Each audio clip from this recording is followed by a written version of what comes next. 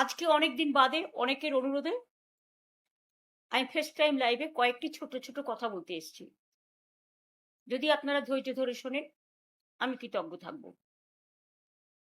আমি গতকালও দেখলাম বিজেপি ভোট লুট করে ক্ষমতায় এসছে, এটা আমরা সবাই জানি। এসআইআর লুট করেছে, ভোট লুট করেছে, কাউন্টিং লুট করেছে, সেন্ট্রাল ফোর্সকে দিয়ে কাউন্টিং সেন্টার দখল করেছে, হাইজ্যাকিং করেছে কাউন্টিং সেন্টার। তা সত্ত্বেও আমরা কিন্তু বলেছি যে ঠিক আছে, একটা নতুন সরকার যেভাবেই হোক এসছে, একদিন তো প্রমাণ হবেই, এবং প্রমাণ আমাদের কাছেও আছে, তারা কাজ করুক। কিন্তু কাজের বদলে আমি দেখছি সুস্থ মানুষকে অসুস্থ করে দেওয়ার একটা প্রবণতা চলছে। মহা সন্ত্রাস, এমন সন্ত্রাস শুরু হয়েছে যে যারা আমাদের পক্ষে, যারা আমাদের সাথে আছে, আমাদের কর্মীরা, সহস্র কর্মীদের বিনা কোনো কেস থাকা সত্ত্বেও, এবং যে কেসের কোনো ভ্যালু নেই, কোর্টের অর্ডার না থাকা সত্ত্বেও, তাদের দিনে দুপুরে চুরি, ডাকাতি, ধর্ষণ, গাঁজা, এই সমস্ত নানা রকম বাজে বাজে কেস দিয়ে, যার সাথে কেসের কোনো সম্পর্কই নেই, তাদের লকআপে ঢুকিয়ে দেওয়া হচ্ছে, ঘর বাড়ি জ্বালিয়ে দেওয়া হচ্ছে। অনেক সাধারণ মানুষ ঘর ছাড়া, অনেক তৃণমূল কংগ্রেসের কর্মীরা ঘর ছাড়া। এবং সবচেয়ে দুঃখের ব্যাপার হচ্ছে, যারা তৃণমূল কংগ্রেসের সিম্বলে জিতে, আমার সই করা সিম্বলে জিতে, তারা আজ বলছেন 2023-এর পরে নাকি এই পার্টির কোনো অস্তিত্ব নেই, আমাদের 2027-এর অক্টোবরে আবার ইলেকশন করার কথা, এখন নয়। কারণ এটা 22 সালের সিদ্ধান্ত, ওয়ার্কিং আমাদের প্লেনারি সেশনে কনস্টিটিউশন সংশোধন করে, কনস্টিটিউশনে এটা বলা আছে, পার্টির কনস্টিটিউশনে। এবং যদি 2023-এই পার্টির রেকগনিশন শেষ হয়ে যায়, তাহলে 2026-এ আপনারা ইলেকশনে দাঁড়ালেন কি করে? সিম্বলটা তো আমি দিয়েছিলাম, অল ইন্ডিয়া তৃণমূল কংগ্রেসের চেয়ারম্যান হিসেবে জোড়াফুল সিম্বলটা, এবং পার্টির নামটা তো আমি দিয়েছিলাম, সই করেছিলাম।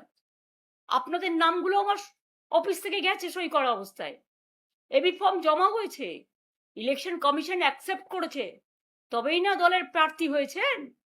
আর আজকে জিতে গিয়ে, যেহেতু বিজেপি নানান ছলে বলে কৌশলে, কঠোরতায় নির্বাচন কমিশনকে সাথে নিয়ে ভোট লুট করে, নাম কেটে, নানা রকম অছিলায় সেন্ট্রাল ফোর্সকে দিয়ে একটা ভোট লুট করেছে, 2 মাসও ধৈর্য ধরতে পারলেন না, 2 মাসও ধৈর্য ধরতে পারলেন না, এত তাড়াতাড়ি দলের সাথে বেইমানি করে চলে গেলেন।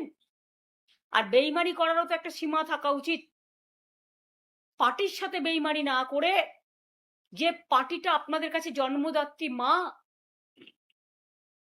আপনারা তো সরাসরি বিজেপি করছেন। এখন বিজেপি করবেন আর তৃণমূল বলবেন, এটা তো হতে পারে না, কারণ তৃণমূল কংগ্রেসের আদর্শ বিজেপি বিরোধী। মনে রাখবেন, আমাদের একটা আদর্শ আছে, আমাদের একটা নীতি আছে। আপনারা যারা বেইমানরা, গদ্দাররা, বিজেপির কাঁধে কাঁধ মিলিয়ে তাদের কথা মতো চলছেন, বিজেপি স্পন্সর যারা, তারা আমি বলবো, যদি সাহস থাকে, বুকের পাটা থাকে, যান গিয়ে বিজেপিতে গিয়ে জয়েন করুন, আমাদের কোনো আপত্তি নেই। তবুও বুঝবো আপনারা বিজেপিতে চলে গেছেন। বিজেপিতে থেকে দল ভাঙার চক্রান্ত, ভাবেন কি যে আমি মরে গেছি? ভাবেন কি আমাদের কর্মীরা মরে গেছে?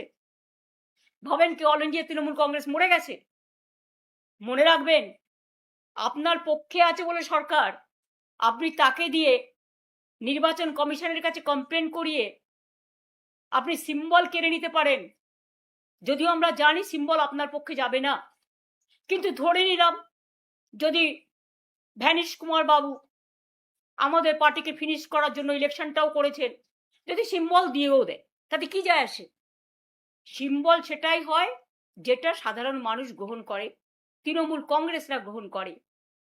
আমি এই সিম্বল দিয়ে 1 মাস 22 দিনের মাথায় আমি কিন্তু লড়াইটা করেছিলাম, তখন আমি সিম্বলটাও কাউকে চেনাতে পারিনি। আর এখন দরকার আমি গলায় সিম্বলটা ঝুলিয়ে মানুষের কাছে যখন বেরোবো, আপনারা কি আমার কণ্ঠরোধ করতে পারবেন? অত সস্তা নয়। হ্যাঁ, কন্ট্রোল করতে গেলে আপনাদের আমাকে প্রাণে মেরে ফেলতে হবে। তার তো চেষ্টা কম করেননি। কাকে মারেননি? মহুয়াকে অ্যাটাক করেছেন, অভিষেককে অ্যাটাক করেছেন, কল্যাণকে অ্যাটাক করেছেন, আমার বাড়িতে হামলা করেছেন।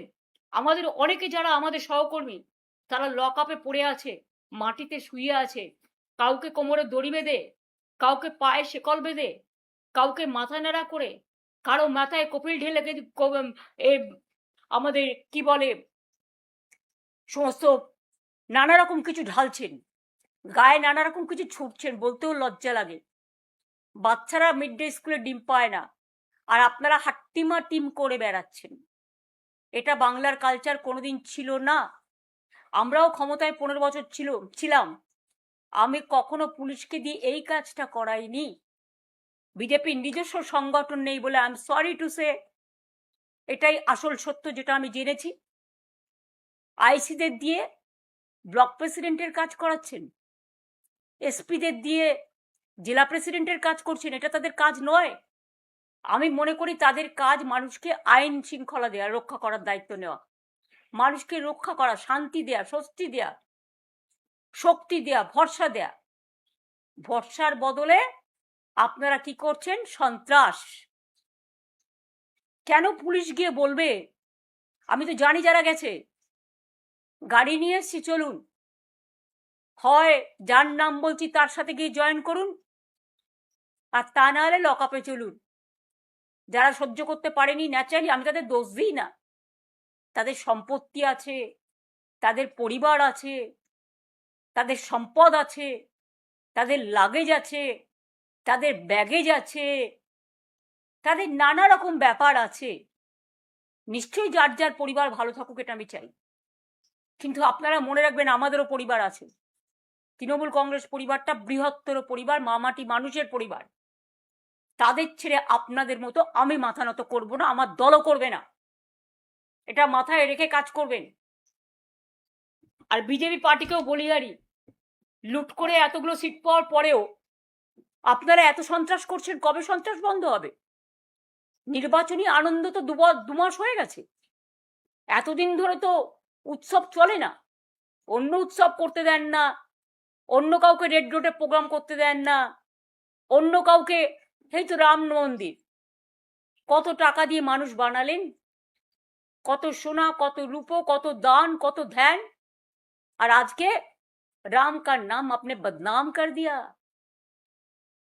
हिंदुत्व का नाम पे खेला और हिंदुइज्म को आपने फिनिश किया। যেমন দেখছেন না, প্রণামী থালা থেকে শুরু করে, প্রণামী বাক্স থেকে শুরু করে সব রাম মন্দির, সবটাই নাকি ওদের সম্পদ। এবং ডিজিটালে যারা কথা বলতে চায় ইউটিউবে, একটু বিরোধিতা করলে তাদের সঙ্গে সঙ্গে অ্যারেস্ট করা হচ্ছে এবং এফআইআর করা হচ্ছে।